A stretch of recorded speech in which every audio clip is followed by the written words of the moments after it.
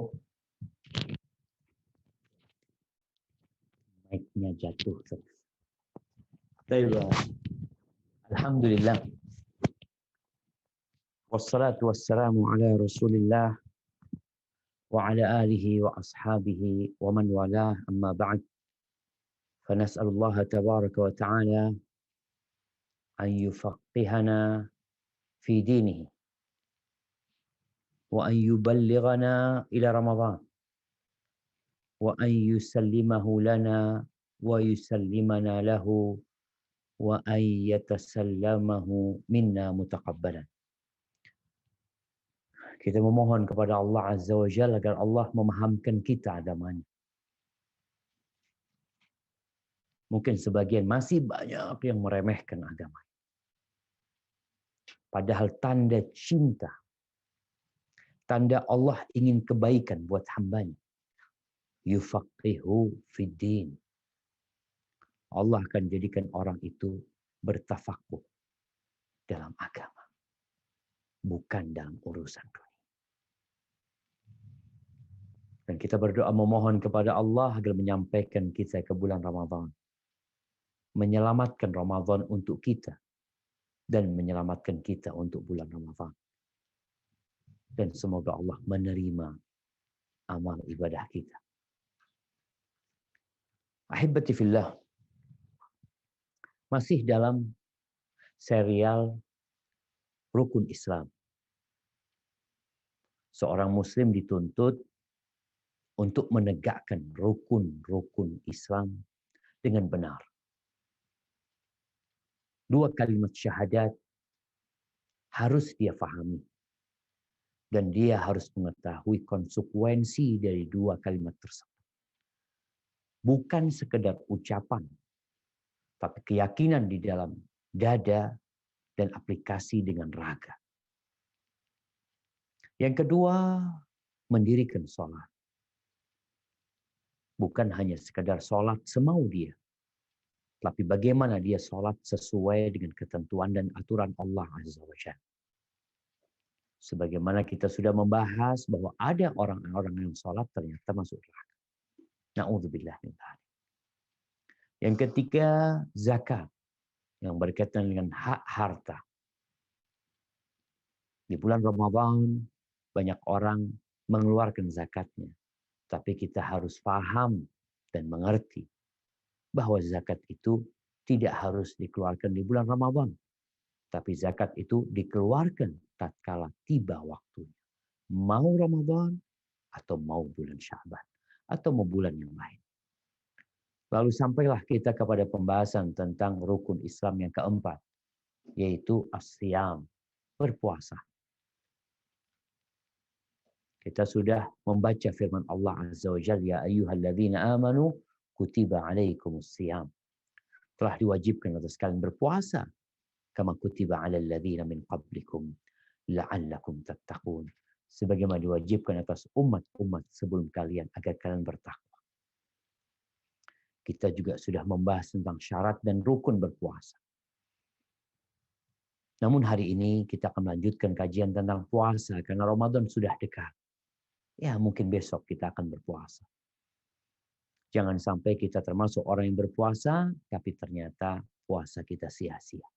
Rubba sa'imin hadzuhu min siyamihil ju' wal atash.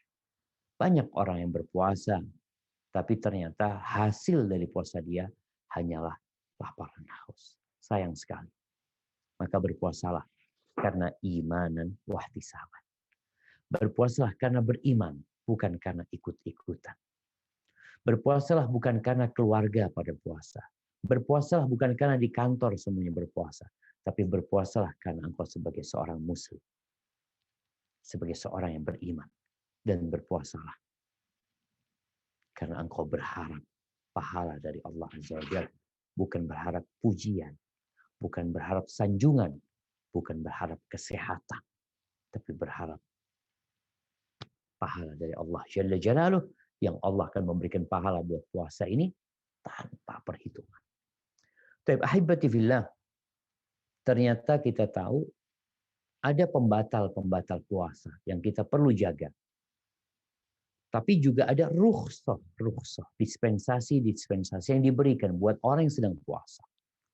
Allah ketika mensyariatkan puasa, sama sekali bukan karena ingin menyusahkan hamba. Atau kebutuhan Allah kepada puasa itu sendiri, sama sekali. Andai kata seluruh penduduk Indonesia tahun ini nggak ada yang puasa, itu tidak akan membahayakan Allah Jalla Jalla. Sebaliknya kalau seluruh penduduk dunia ini berpuasa, melakukan qiyamul lail, melakukan hataman Al-Quran Karim, itu juga tidak akan menambah kerajaan Allah Azza wa Jalla. Terus kenapa kita disyariatkan puasa? Agar engkau bertakwa kepada Allah Azza wa Jalla. Agar engkau pantas masuk surga Allah. Karena surga disediakan untuk orang-orang yang bertakwa. Di surat Al-Hajj ayat 78. Allah berfirman bahwasanya agama ini diturunkan bukan untuk menyusahkan. Nah, silakan dibaca. Al-Hajj 78. A'udzu billahi minasyaitonir rajim. Wajahidu fillahi haqqa jihadih. Huwa jtabakum wa ma ja'ala 'alaikum fid din min haraj. Millata abikum Ibrahim. Huwa sammakumul muslimina min qabl wa fi hadza liyakuna ar-rasulu shahidan 'alaikum wa takunu syuhada'a 'alan nas. Faqimus salata wa atuz zakata wa'tasimu billah huwa maulakum fani'mal maula wa ni'man nasir. Dan berjihadlah kamu di jalan Allah dengan jihad yang sebenar-benarnya. Dia telah memilih kamu dan dia tidak menjadikan kesukaran untukmu dalam agama. Ikutilah agama nenek moyangmu Ibrahim. Dia Allah telah menamakan kamu orang-orang muslim sejak dahulu. Dan begitu pula dalam Al-Quran ini, agar Rasul Muhammad itu menjadi saksi atas dirimu dan agar kamu semua menjadi saksi atas segenap manusia. Maka laksanakanlah salat dan tunaikanlah zakat. Dan berpegang teguhlah kepada Allah. Dialah pelindungmu. Dia sebaik-baik pelindung dan sebaik-baik penolong. Barakallahu fikum. Nah, mungkin sebagian orang berpikir bahwa tatkala disyariatkan jihad fi sabilillah, itu memberatkan. Tatkala disyariatkan salat 5 waktu, itu memberatkan. Tatkala disyariatkan mengeluarkan zakat, itu juga beban buat hamba. Maka Allah mengatakan, "Wa ma ja'ala 'alaikum fid din haraj." Enggak. Allah tidak hendak menjadikan kesukaran dalam agama. Ingat, agama kita hadir membawa kemudahan. Islam datang membawa kedamaian. Islam datang untuk menaungi dunia ini dengan kasih sayang. Yakin. Masalahnya banyak orang Islam nggak belajar Islam. Ketika dikasih penjelasan, dikatakan ini nggak boleh, mulai dia berpikir ini nggak boleh, itu nggak boleh, yang itu haram, ini haram, mana yang halal? Ucapan itu muncul karena engkau nggak paham dengan agama. Jelas Allah mengatakan, wa ma ja'ala 'alaikum fid din min haraj. Dan Allah tidak menjadikan dalam urusan agama ini kesukaran. Sama sekali nggak ada yang suka. Artinya tidak ada satu perintah dalam agama yang kemudian mustahil dilakukan oleh manusia. Yang memberatkan manusia sehingga dia sakit. Nah, puasa nih. Bagaimana dengan syariat puasa? Bukankah orang itu meninggalkan makan dan minum? Bukankah itu membebani dia? Menyulitkan dia? Kalau engkau nggak mampu, nggak usah puasa. Sekali lagi agama ini bukan untuk memberikan kesukaran. Maka tolong yang mengaku muslim dan belum pernah belajar Islam, belajar lagi. Bisa jadi ada yang belajar Islam tapi salah tempat belajar. Ada seorang doktor dalam ilmu hadis yang belajar ke Jerman, pulang ke Mesir, dia ngajar. Mulai dia mengkritisi, menyalah-nyalahkan ulama hadis dari kalangan muslimin. Sampai muridnya bingung nih, gimana dokter ini? Ternyata dia belajar hadis dari orang kafir. Jadinya kayak gitu. Walaupun dokter kalau salah belajar, ya nyimpang. Sekali lagi, agama ini tidak datang untuk memberikan kesukaran. Terus kalau ada kesukaran, ada kemudahan. Apa kata Allah Azza wa Jalla di surat Al-Baqarah ayat 185. Nah, silakan dibaca.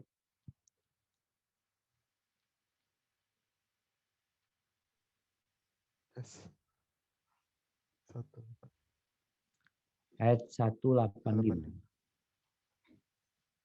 Syahrul Ramadan alladzi unzila fihi al-Qur'anu hudan lin-nasi wa bayyinatin minal huda wal furqan.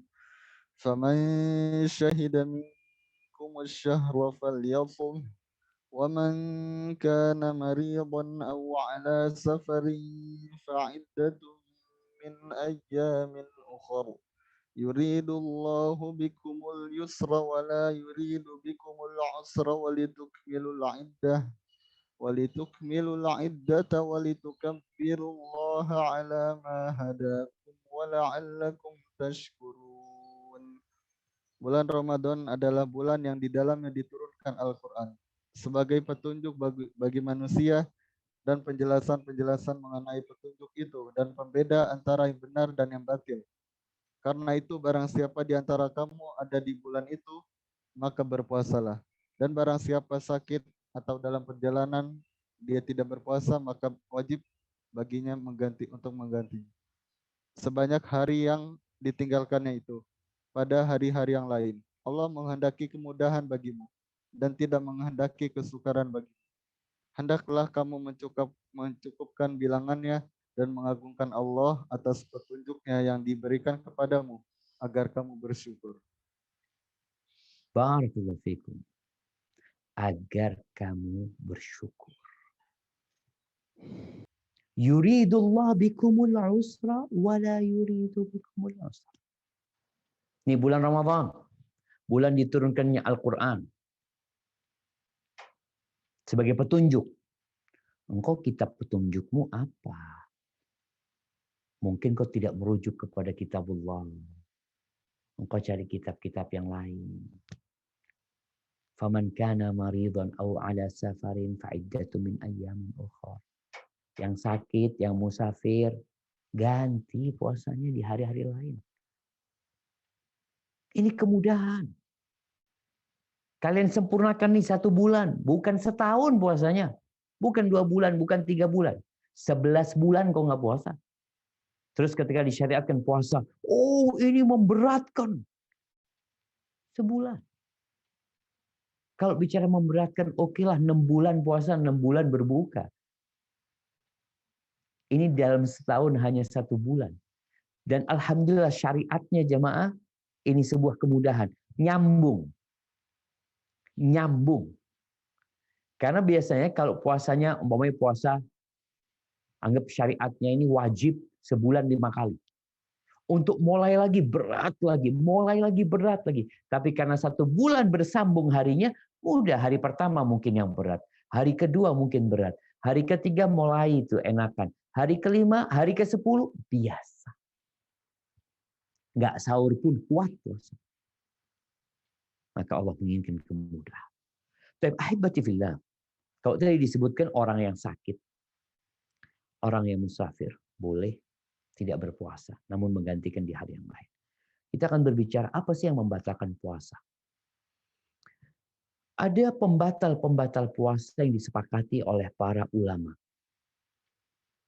Yang pertama, makan. Yang kedua minum.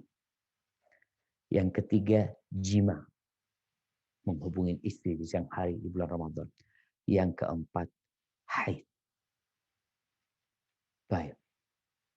Itu sepakat. Kemudian terjadi khilaf di antara para ulama tentang menetapkan perut. Perut ini yang mana sih? Yang kalau masuk sesuatu ke sana dianggap orang itu batal puasa. Ada dua pendapat para ulama kira-kira. Tapi pendapat yang ana rasa lebih kuat, yang dimaksud dengan perut itu adalah al-ma'idah, lambung. Jadi semua yang masuk ke lambung itu, maka dia akan membatalkan puasa. Tinggal masalah usus. Apakah yang masuk ke usus, yang kemudian disedot sama usus,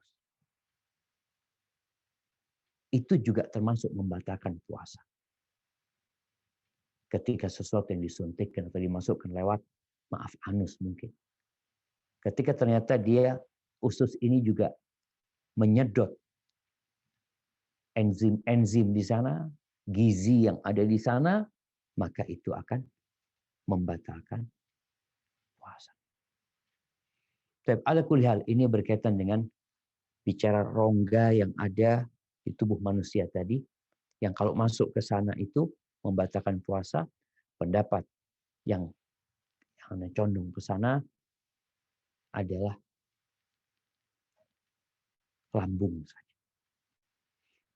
Hari ini kita akan membahas sebuah kitab yang judulnya Mufattiratus Siyam Al-Mu'asir. Pembatal-pembatal puasa kontemporer.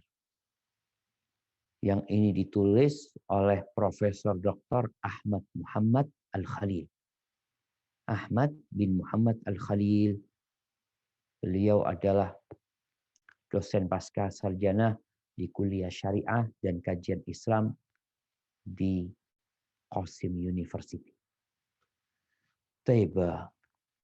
Kita tidak mungkin membaca semuanya. Tapi paling tidak anak akan menyampaikan pendapat yang terpilih. Ketika terjadi perbedaan pendapat, maka anak akan sampaikan pendapat yang dipilih oleh beliau, sehingga itu dapat menjadi rujukan kita bersama karena beliau sudah mengkajinya. Yang pertama, beliau membahas tentang, ini judulnya Al-Atharul Ijra'at At-Tibbiyah Al-Muta'athir fi Siyam, yaitu pengaruh berbagai macam pengobatan medis yang berpengaruh kepada puasa. Yang pertama, yang masuk ke tubuh orang yang puasa. Apa aja yang masuk? Yang masuk ke tubuh orang yang puasa ini macam-macam. Ada yang masuk lewat mulut, ada yang masuk lewat mata, ada yang masuk lewat telinga, lewat hidung, mungkin lewat kulit, ada yang lewat pembuluh darah. Pembahasan pertama adalah yang masuk lewat mulut. Kalau makan, minum, batal sudah. Tapi apakah ini masuk dalam kategori makan dan minum sehingga membatalkan puasa? Maka permasalahan pertama bakha ar-rubu, yaitu spray yang untuk orang yang punya penyakit asma biasanya. Apa istilahnya yang sudah pakai mulut itu? Apa? Ya sudahlah, Ana nggak tahu bahasa istilahnya, tapi Ana suka beliin Ana punya abah itu yang disedot pakai mulut. Biasanya orang itu kalau kena asma atau terjadi susah nafas, dia itu memasukkan inhaler yang disemprotkan ke mulut itu, kemudian disedot. Baik. Apakah ini membatalkan atau tidak buat orang-orang yang Bagi sekarang musim COVID ya, di mana ada orang yang harus setiap beberapa saat itu menyemprotkan itu ke mulut dia. Ada dua pendapat para ulama tentang hal ini.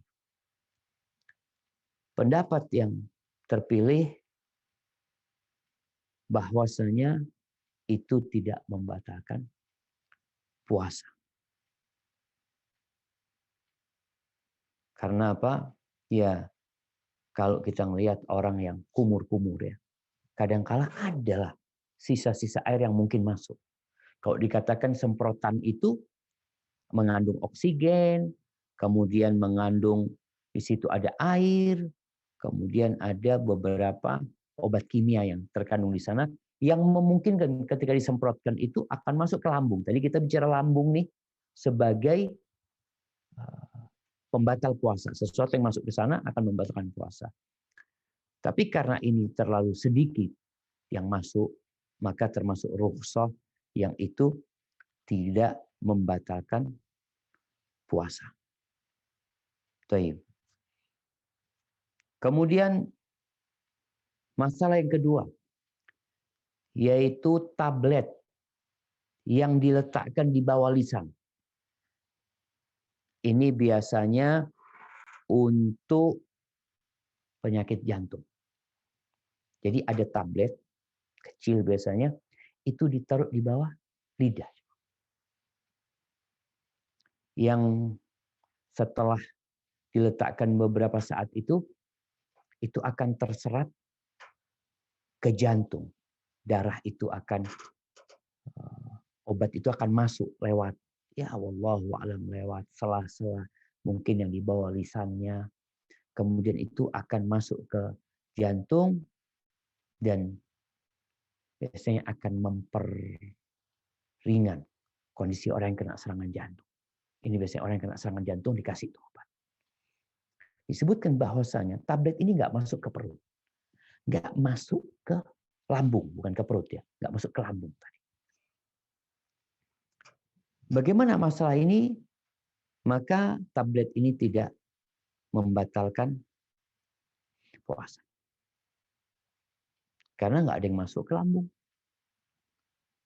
Kemudian dia juga nggak masuk dalam kategori makan dan minum. Sebagaimana dalam Qarar al-Mujamma' al-Fiqhi, bahwa itu tidak termasuk membatalkan puasa. Jadi orang kalau kena serangan jantung lalu dikasih tablet itu, tidak langsung dikatakan kok batal puasa. Enggak. Yang ketiga, endoskopi. Endoskopi yang dimasukkan lewat mulut. Karena bicara endoskopi ini ada yang dimasukkan lewat mulut, ada yang anaskopi yang dimasukkan lewat dubur. Tapi yang dimasukkan lewat mulut ini masuk lewat mulut, tujuannya adalah lambung. Jadi dia masuk ke lambung. Tadi kita bicara yang membatalkan puasa itu sesuatu yang masuk ke lambung kita. Apakah memasukkan endoskopi ke lambung untuk melihat kondisi lambung itu termasuk membatalkan puasa atau tidak? Jadi memang sebelum menjawab masalah ini, Syekh memberikan muqaddimah bahwasanya terdapat perselisihan di antara para ulama, apakah segala sesuatu yang masuk ke lambung itu membatalkan puasa? Apakah segala sesuatu yang masuk ke lambung itu membatalkan puasa, baik itu makanan atau yang bukan makanan?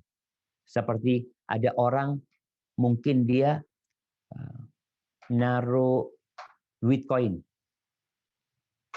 1.000 tuh, dia taruh di mulutnya, tahu-tahu kesedak masuk ke lambungnya, batal nggak puasanya? Kan ada yang masuk ke lambungnya. Masalah ini ada khilaf di antara para ulama.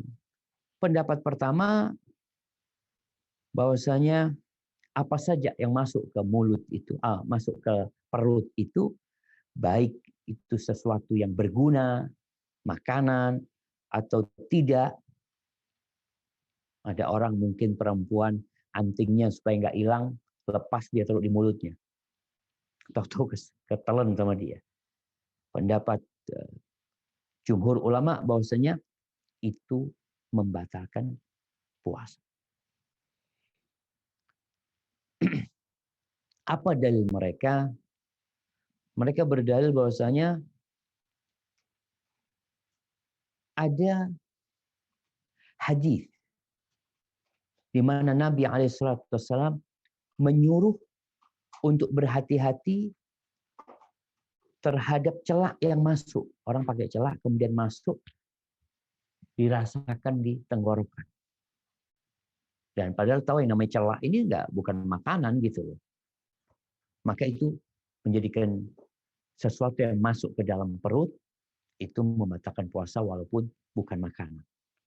Namun ternyata hadisnya dhaif sehingga tidak bisa dijadikan sandaran. Jadi pendapat yang kedua, la yufattir, tidak membatalkan.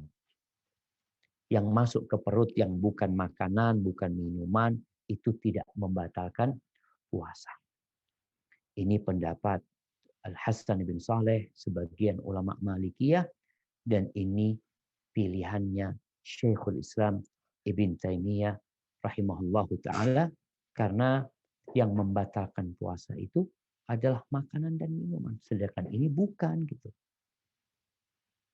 Sepertinya pendapat kedua ini lebih kuat.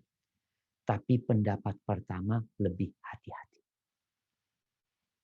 Jadi kalau memang nelen sesuatu, walaupun mungkin kita berpendapat tidak membatalkan, lebih hati-hati kalau engkau nanti mengqadha. Satu hari itu yang engkau nelen sesuatu, yang endoskopi masuk ke lambung sana, lebih baik engkau menggantikannya. Maka berkaitan itu masalah endoskopi yang masuk ke lambung. Masalah keempat, ngerokok. Ini kan termasuk perkara yang kontemporer gitu ya. Di masa Nabi SAW mungkin belum ada tuh. Maka kalau bicara rokok, para ulama fikih kontemporer sepakat kalau rokok itu membatalkan puasa. Mungkin sebenarnya nggak makan nggak minum, tapi dia menggantikan orang yang makan dan minum. Kadang-kala perokok itu kalau dikasih pilihan makan atau ngerokok, milih mana? Ngerokok. Dan perokok itu bisa nggak makan nggak minum. Kuat dia nggak makan nggak minum, asalkan dia merokok. Ada sesuatu memang yang dia rasakan yang kemudian dapat menjadikan dia seperti orang yang kenyang gitu, seperti orang yang memakan atau mengkonsumsi sesuatu. Baik, udah selesai. Pembahasan yang pertama berkaitan yang masuk ke lambung lewat mulut. Yang kedua, ma yadkhul ila jismi shaim abrul anf. Perkara-perkara atau hal-hal yang masuk ke tubuhnya orang puasa lewat hidung. Yang pertama, tetesan hidung. Kan ada orang yang ditetesin hidungnya. Apakah itu membatalkan puasa atau tidak? Maka kembali ada khilaf di antara para ulama. Pendapat pertama, tidak membatalkan. Kemudian apa dalilnya? Mereka mengatakan, ya kalaupun masuk ke lambung dari tetesan itu sedikit sekali. Ini bicara rukhsah tadi, dispensasi. Jadi sangat sedikit sekali. Kemudian sebagiannya itu sebelum masuk ke lambung pun mungkin sudah terserap oleh jaringan-jaringan yang ada di hidung atau nanti. Sangat sedikit sekali. Kemudian pendapat yang kedua, atau dalil yang kedua, bahwasanya itu tidak menjadi makanan, tidak membuat dia merasa kenyang. Enggak. Adapun pendapat kedua, membatalkan puasa. Ini pendapat Syekh Abdul Aziz bin Baz, pendapat Syekh Muhammad bin Shalih Al-Utsaimin, itu bahwasanya tetesan hidung itu membatalkan puasa. Taib. Apa dalilnya? Mereka berdalil dengan hadis Nabi SAW. Ketika beliau mengatakan, baligh bil istinsyaq illa an takuna sha'im. Hendaklah engkau itu bersungguh-sungguh ketika menyedot air. Ketika berwudu, istinsyaq, kan ada kumur-kumur sama istinsyaq. Memasukkan air ke hidung dengan disedot. Disebutkan engkau bersungguh-sungguhlah ketika nyedot itu, kecuali apabila engkau sedang puasa. Jangan.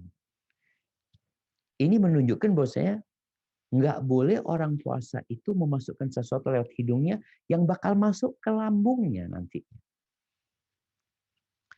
Kemudian Syekh berpendapat setelah memaparkan dua pendapat ini, yang satu mengatakan tetesan hidung itu tidak membatalkan, yang kedua berpendapat itu membatalkan.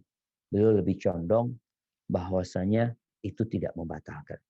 Karena tidak masuk makan dan minum, kemudian juga kalau tetesan air, tetesan obat hidung itu dibandingkan dengan sisa kumur-kumur. Kita kalau kumur-kumur ada sisanya.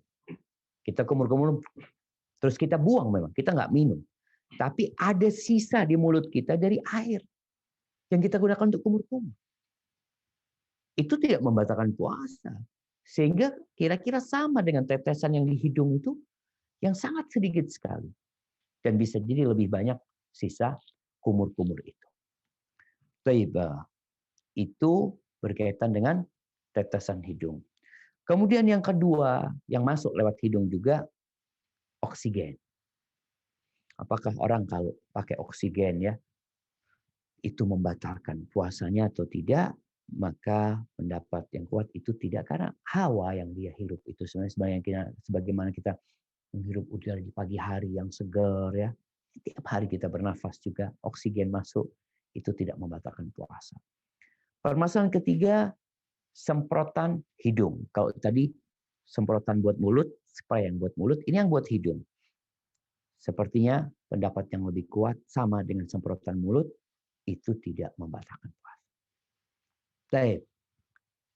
Hal ketiga, jim kata beliau, yang masuk ke dalam tubuh melalui telinga.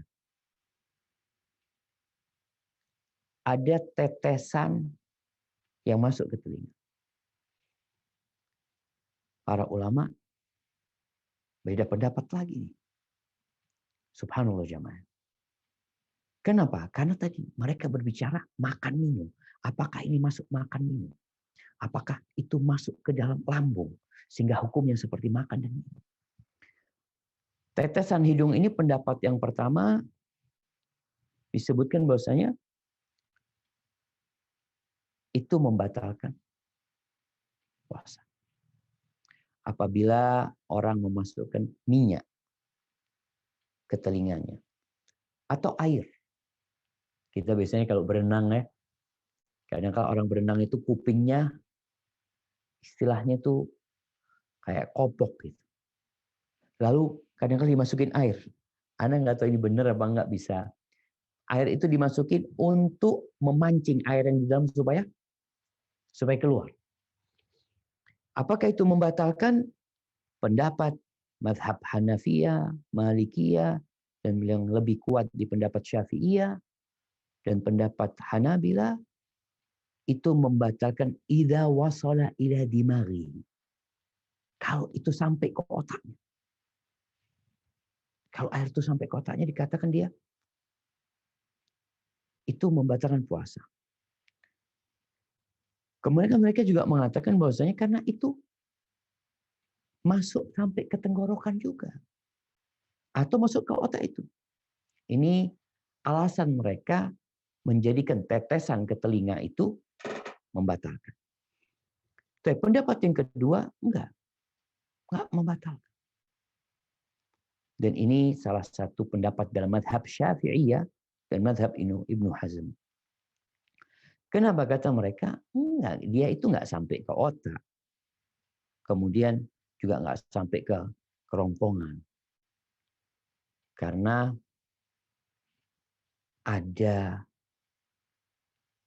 ada yang menghalangi untuk masuk ke kerongkongan. Jadi mereka ini kembali masalahnya, apakah itu akan sampai ke lambung atau tidak. Dan disebutkan dalam penelitian medis masa kini bahwasanya apabila gendang telinganya nggak bocor, nggak akan masuk. Tapi kalau ada kebocoran biasanya akan masuk. Maka pendapat mungkin yang lebih kuat tidak membatalkan puasa. Kalau mau gendang telinganya bocor, sama nggak membatalkan puasa. Ini pendapat yang tadi kita pilih, sesuatu yang masuk lewat hidung, tetesan hidung nggak membatalkan, berarti tetesan telinga juga tidak membatalkan. Kemudian ini bicara air atau tadi tetesan yang masuk. Lalu pembahasan selanjutnya adalah yang masuk ke dalam tubuh lewat mata. Ada tetesan air mata. Tetesan apa? Obat mata. Atau celak. Jadi celak itu ternyata bisa masuk. Ini juga terjadi khilaf di antara mereka.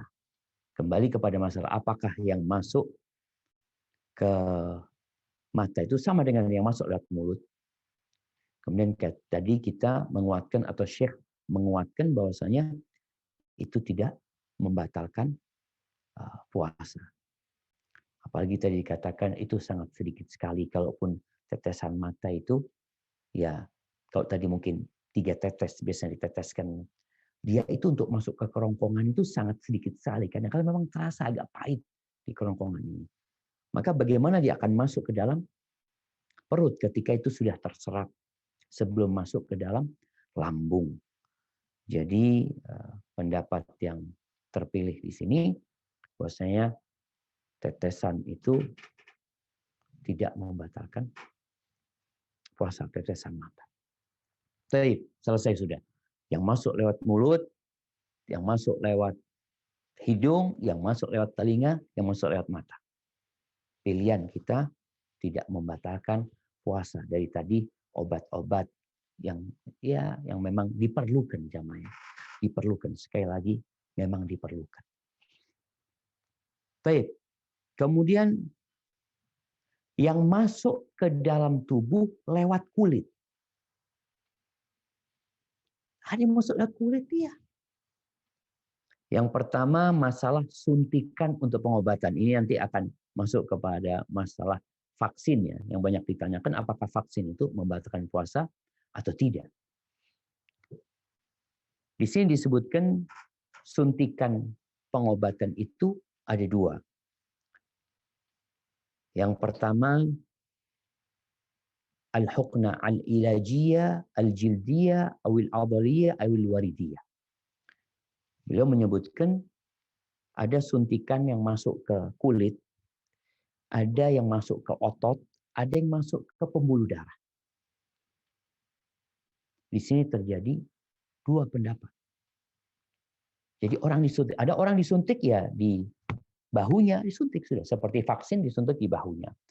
Atau ada yang disuntik di pinggulnya, di pantatnya, yang mungkin dulu biasa seperti itu. Ada yang disuntik, dicari pembuluh darahnya, bukan infus ya, bukan. Kita nggak bicara infus. Memang disuntikkan seperti antibiotik kadang-kadang disuntikkan di pembuluh darah. Apakah ini membatalkan? Disebutkan bahwasanya al-hukna al-jildiyah awil adaliyah. Kalau suntikan itu suntikan hanya di dalam daging ya, dimasukkan. Tidak pembuluh darah, itu tidak membatalkan. Ini pendapat kebanyakan ulama masa kini. Bahkan sebagian mengatakan terjadi kesepakatan. Jadi kalau suntikan itu disuntikan ya hanya bukan di pembuluh darah. Pokoknya di bawah kulit dia suntikan seperti itu. Masuk juga di sini insulin.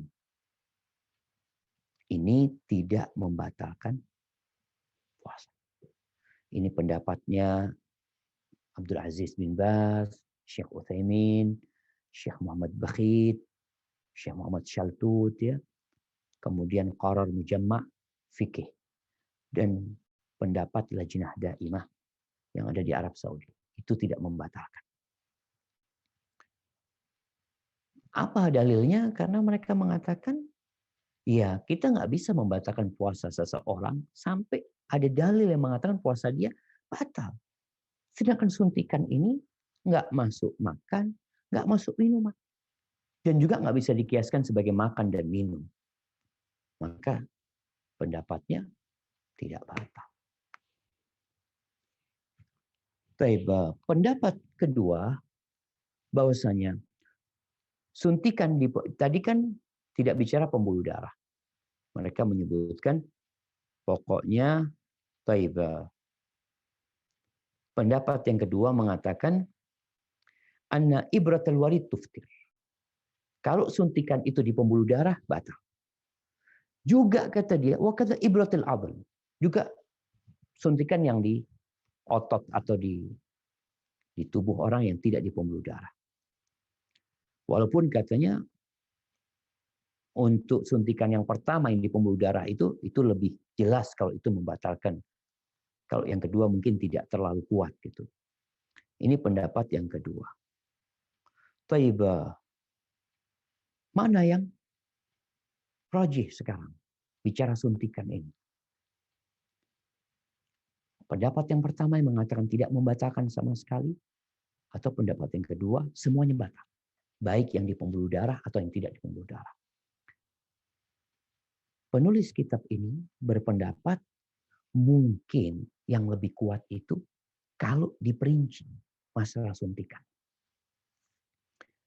Yang pertama adalah suntikan yang lewat kulit. Yang itu masuk ke tubuh, ya lewat dalam kulit. Beliau contohkan insulin ya. Atau yang lewat yang masuk lewat ya syaraf-syaraf mungkin. Anda nggak terlalu paham, mungkin dokter bisa menjelaskan nanti. Maka ini tidak membatalkan. Karena seperti orang kadang-kala di kulitnya itu dia pakai salep, pakai krim, itu masuk ke dalam tubuh sebenarnya. Masuk ke dalam tubuh. Makanya kadang-kala minyak ya, kita kalau kembung perut ya, itu dikasih minyak kayu putih. Memang yang dikasihkan di atas kulitnya, tapi itu ternyata dapat masuk ke dalam tubuh. Jadi ada pori-pori yang menyerap itu, maka itu tidak membatalkan.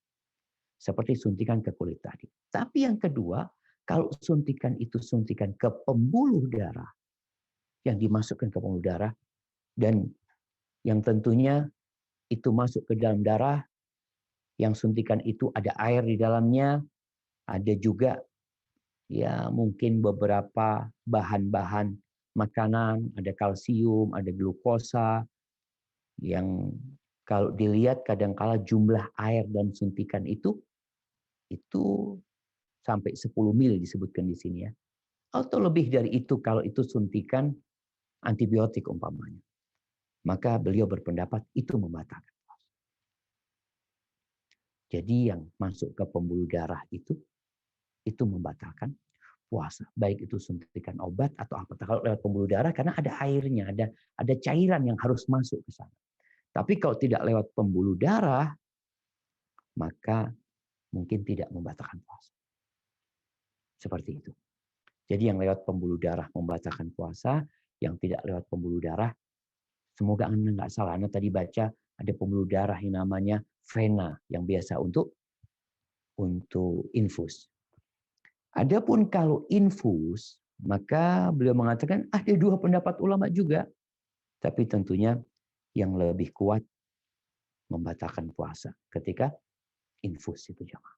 Karena orang kalau sudah diinfus, ya dia nggak perlu makan dan minum. Memang mungkin dikatakan nggak masuk ke lambung dia. Tapi itu seperti makan dan minum. Kemudian yang lewat kulit lagi tentang dahana tadi. Krim atau salep, seperti balsem, atau al-lasqat al-ilajiyah. Atau ada yang model kayak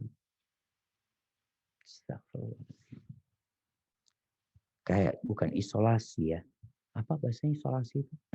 Plester. Plester.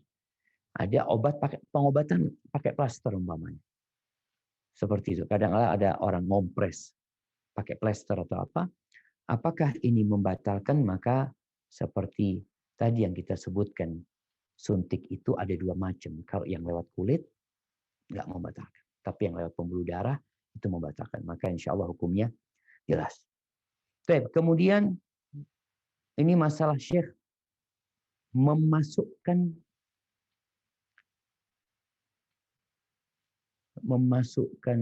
kayak kamera untuk mengecek jantung, untuk mencari apa? Mencari penyumbatan di jantung. Itu kan dimasukkan, dicari seperti itu. Kadang-kala juga kita melihat nanti memasukkan ring ke jantung masuk. Apakah itu membatalkan? Pendapat yang lebih kuat enggak batal. Kemudian ini untuk memasukkan endoskopi juga. Ini kalau ini endoskopi tapi bukan ke lambung. Tapi untuk melihat kondisi perut. Bukan masuk ke lambung, tapi untuk melihat kondisi rongga yang ada di tubuhnya ini. Apakah ini disebutkan kadangkala untuk meriksa usus buntu atau apa?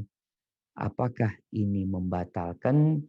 Maka pendapat yang terpilih beliau mengatakan bahwa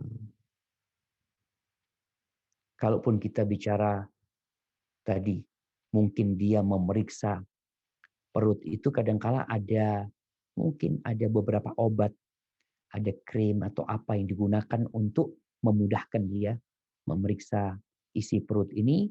Yang jelas itu tidak sampai ke lambung insya Allah.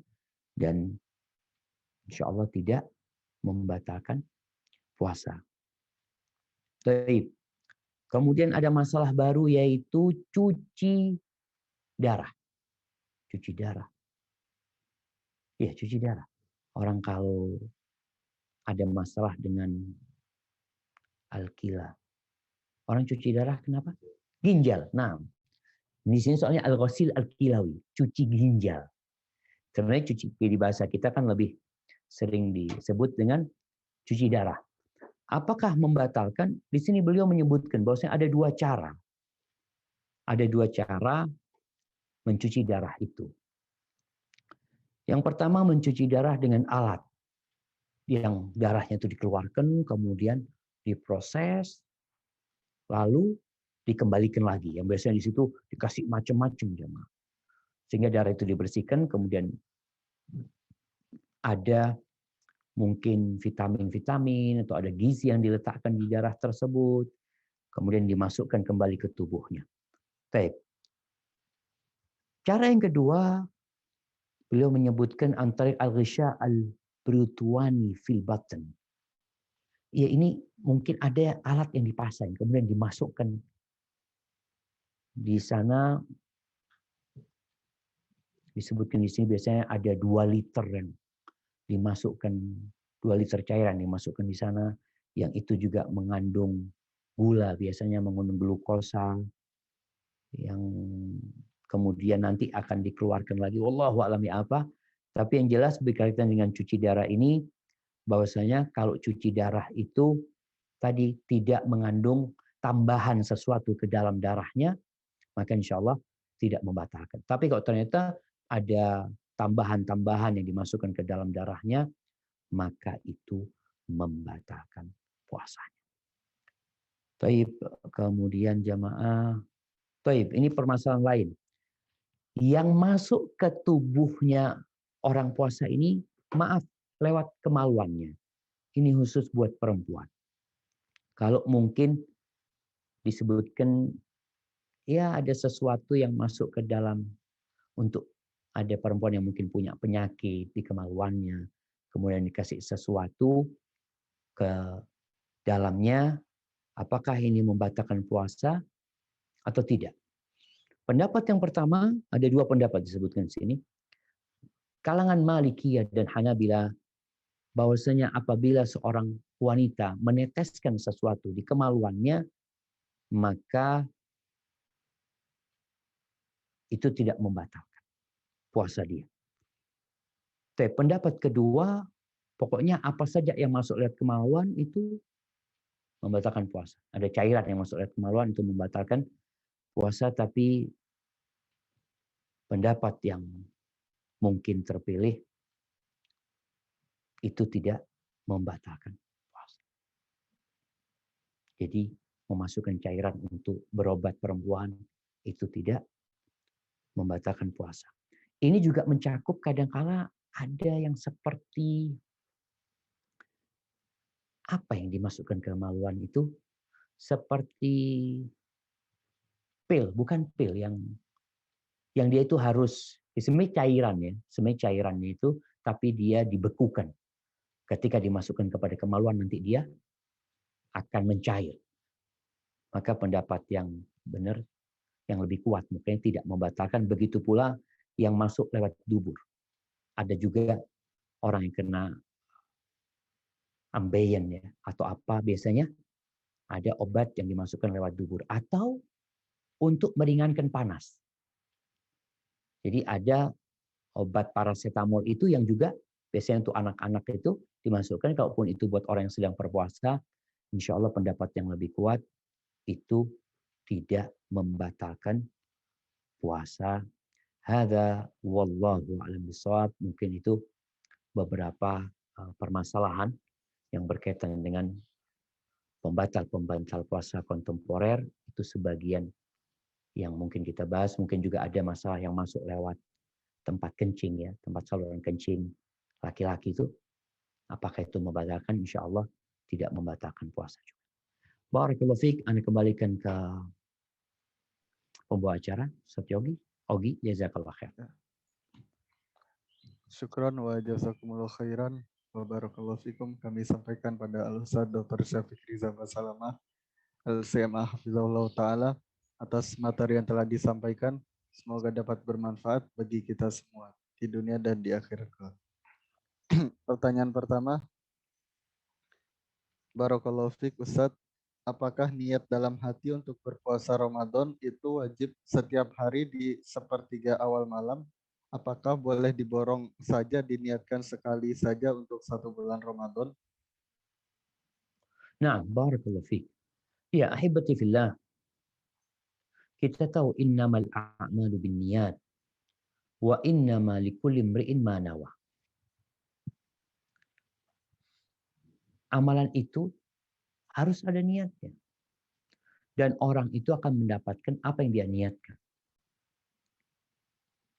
Bagaimana dengan puasa? Puasa pun sama dengan sholat, harus ada niatnya. Kapan niatnya? Di dalam beberapa hadis disebutkan bahwasanya man lam yubayyitis siyam minal lail fala siyama lahu. Barang siapa yang malam hari belum niat puasa, maka puasanya nggak sah. Ini berkaitan dengan puasa wajib. Berarti harus niat sebelum fajar terbit. Puasa wajib, baik itu puasa nadar, baik itu puasa qadha, apalagi puasa Ramadan. Pokoknya niatnya itu harus sebelum fajar terbit. Berkaitan dengan Ramadan yang merupakan ibadah yang berurutan, yang jumlahnya jelas 30 atau 29 hari. Apakah kita harus niat setiap malam atau cukup niat di awal Ramadan, berniat untuk puasa sebulan penuh? Pendapat yang mungkin terpilih yang lebih kuat menurut Ana, boleh dia itu niat untuk sebulan penuh. Niat puasa Ramadan. Di awal Ramadan dia niat puasa sebulan penuh. Ya udah. Berarti dia niat sebulan penuh. Dan niat ini fil qalb. Ingat, niat itu bukan yang diucapkan di lidah. Yang diucapkan di lisan itu bukan niat. Ya ucapan di lisan. Terkadang lisan itu berdusta. Tapi namanya niat adalah sesuatu yang terbetik di hati. Kalau yang di lisan sesuai dengan yang di hati, tetap yang dihitung adalah yang di hati. Kalau yang di lisan itu tidak sesuai dengan yang di hati, tetap yang jadi standar adalah yang di hati. Maka ketika orang itu niat untuk sebulan penuh, cukup insya Allah niat di awal Ramadan. Kecuali puasanya terputus. Apabila puasanya terputus, maka dia harus mulai niat baru. Bagaimana niat baru? dia niat baru lagi. Mamanya dia karena datang bulan, karena sakit, karena musafir, ada udzur lah yang menyebabkan dia tidak menyelesaikan 1 bulan, kemudian dia mau melanjutkan, maka ketika mau melanjutkan dia harus niat baru lagi. Tapi jemaah, sebelum ke pertanyaan, ada pembahasan mungkin yang lupa Ana bacakan berkaitan dengan suntikan bius. Untuk bius yang menyebabkan dia nggak sadar, batal puasanya orang tersebut. Tapi untuk bius lokal, orang mencabut gigi di bius tempatnya dia, maka suntikan itu tidak membatalkan puasa. Kemudian Syekh ternyata membahas juga tentang sesuatu yang keluar dari tubuh. Kalau tadi yang masuk ke tubuh, ada pembahasan yang keluar dari tubuh. Apakah orang yang donor darah itu batal puasanya? Maka pendapat yang lebih kuat tidak batal. Begitu pula kondisi dengan orang yang dibekam. Orang yang dibekam juga tidak membatalkan puasa menurut pendapat yang lebih kuat. Barakallahu fikum. Anda kembalikan ke Ogi. Nah. Barakallahu fikum. Kemudian pertanyaan selanjutnya kami panggil Ummu Malik Amu Abdurrahman. Tafadhol. Assalamualaikum warahmatullahi wabarakatuh, Ustaz. Waalaikumsalam warahmatullahi wabarakatuh. Barakallahu fiik. Naam, tafadhali.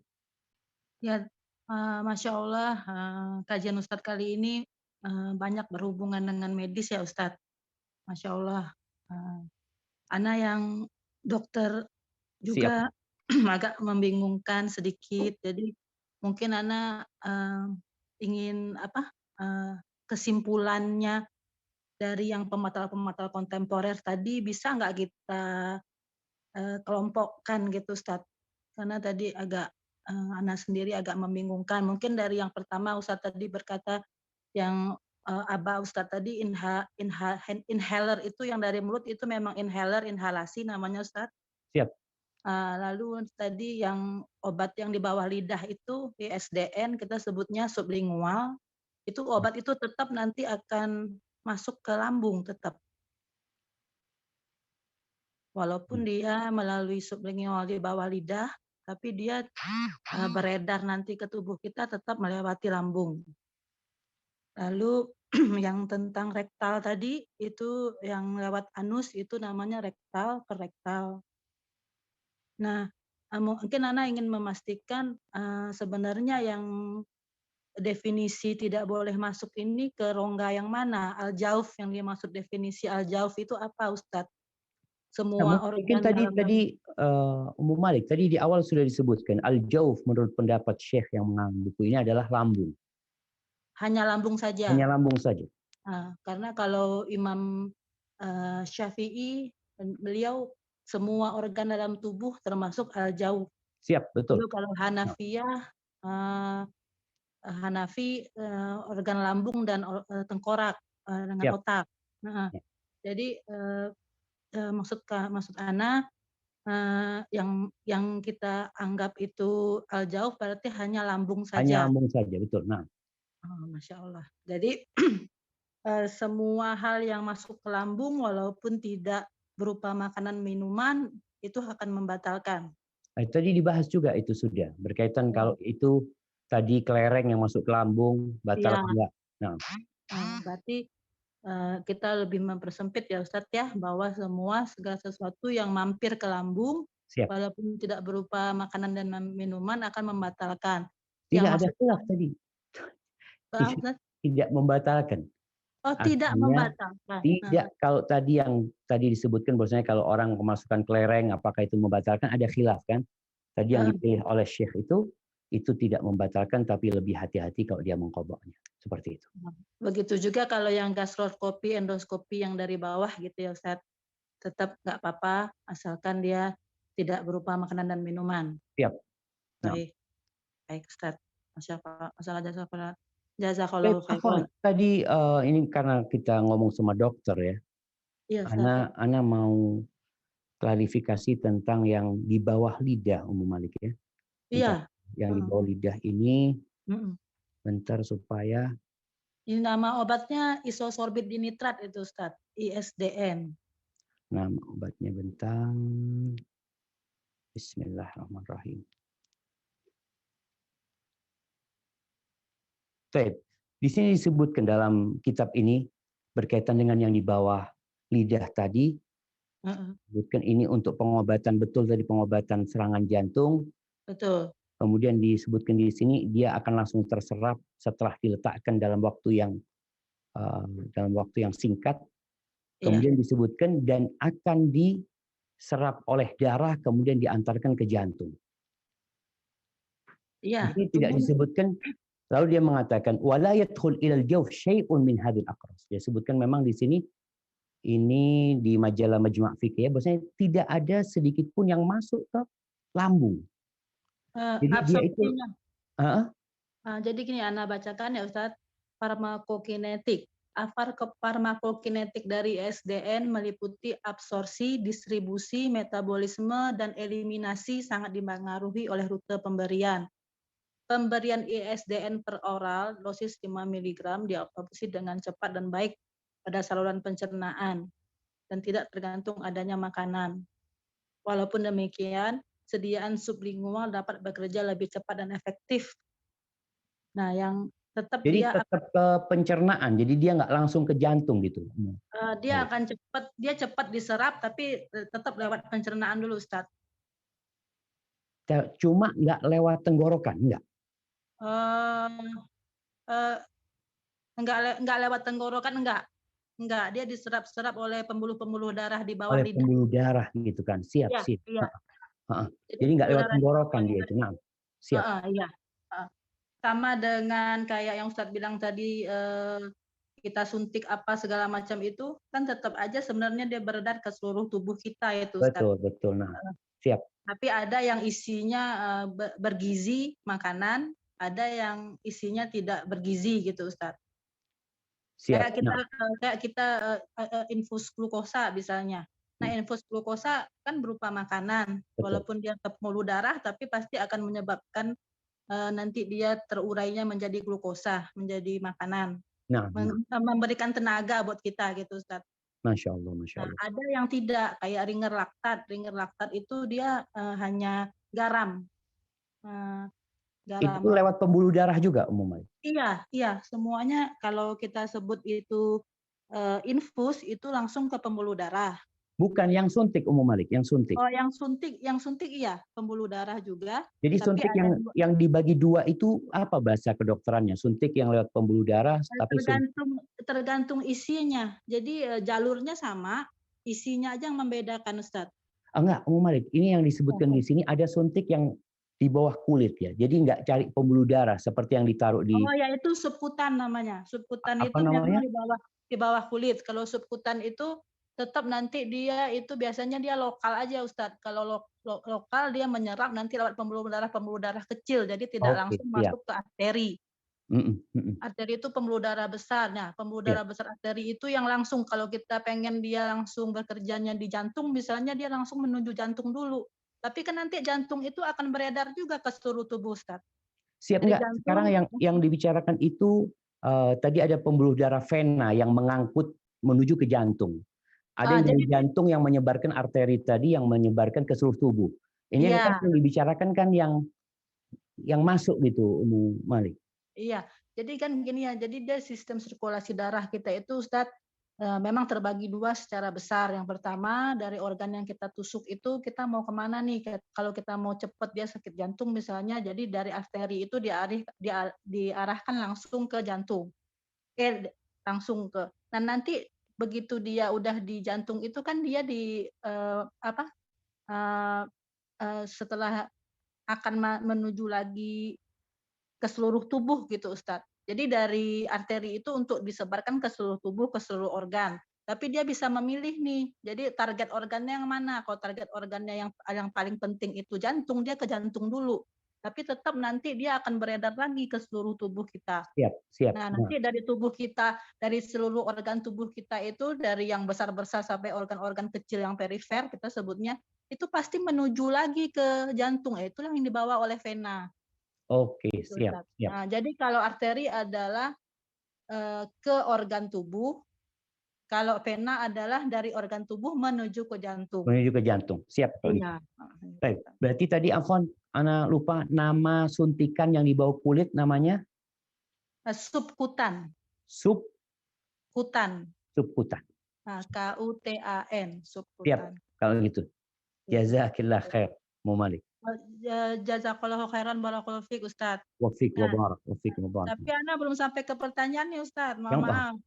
Ya, pertanyaan Ana amalan-amalan utama apa saja Ustaz yang harus yang afdol? Kan banyak amalan, yang paling afdol yang kita pilih gitu Ustaz. Jadi maksud Ana nih gini. Selama Ramadan ini maksudnya? Ya, selama Ramadan ini Ustaz. Karena apa benar itu ya Ustaz bahwa si Imam Malik itu sampai enggak mengaji kitab Al-Muwatta itu hanya untuk konsen di tilawah. Nah. Itu Ustaz. Itu. Siap. Jadi mungkin kalau Ana urai ya sebentar ya Ustaz ya, kalau ba'da Isya itu bagi wanita itu salat Isya itu lebih bagus